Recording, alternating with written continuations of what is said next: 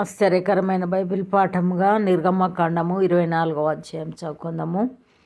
మరియు ఆయన మోషేతో ఇట్లా నేను నీవును అహరోనును నాదాబును అబీహును ఇశ్రాయేలీయుల పెద్దలలో 70 మందియు యెహోవా యొద్దకు ఎక్కి వచ్చి దూరంన సాగిలపడుడి.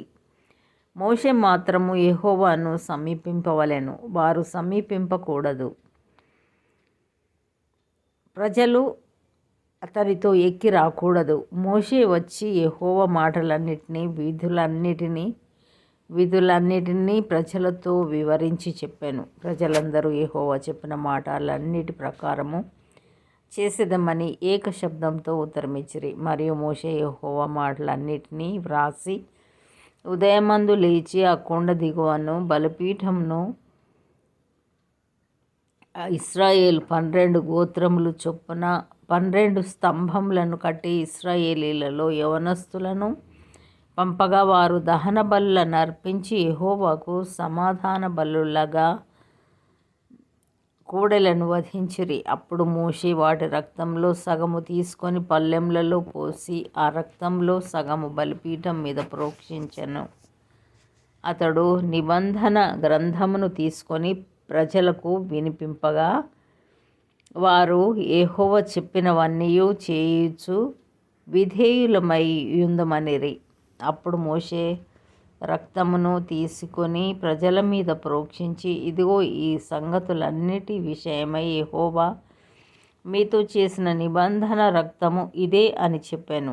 తర్వాత మోషే అహరోను నాదాబు అబీహు ఇశ్రాయేలీయుల పెద్దలలో 70 మందియు ఎక్కిపోయి ఇశ్రాయేలీయుల దేవుని చూచిరి. ఆయన పాదముల క్రింద నిగనిగలాడు నీలమయమైన వస్తువు వంటిదియు ఆకాశ మండలపు తేజము వంటిదియు ఉండెను. ఆయన ఇశ్రాయేలీలలోని ప్రధానులకు ఏ హానియు చేయలేదు. వారు దేవుని చూచి అన్నపానములు పుచ్చుకొనిరి.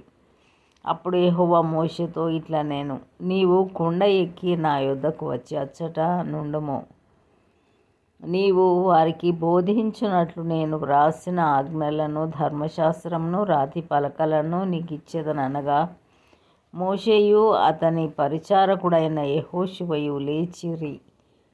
మోషే దేవుని కొండ మీదికి ఎక్కెను. అతడు పెద్దలను చూచి, మేము మీ యొద్దకు వచ్చు వరకు ఇక్కడనే యుండుడి. ఇదిగో అహరోనును హూరును మీతో ఉన్నారు.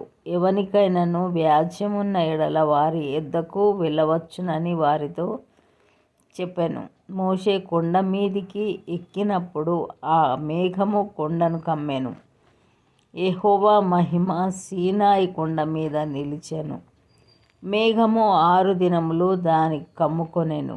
7వ దినమున ఆయన ఆ మేఘంలో నుండి మోషేను పిలిచినప్పుడు యెహోవా మహిమ ఆ కొండ శిఖరం మీద దహించు అగ్నివలె ఇశ్రాయేలీయుల కన్నులకు కనబడెను. అప్పుడు మోషే ఆ మేఘంలో ప్రవేశించి కొండ మీదికి ఎక్కెను. మోషే ఆ కొండ మీద రేయింబవళ్ళు 40 దినములుండెను. ఇంతటితో ఈ దినం కొరకైన బైబిల్ పాఠము సరి.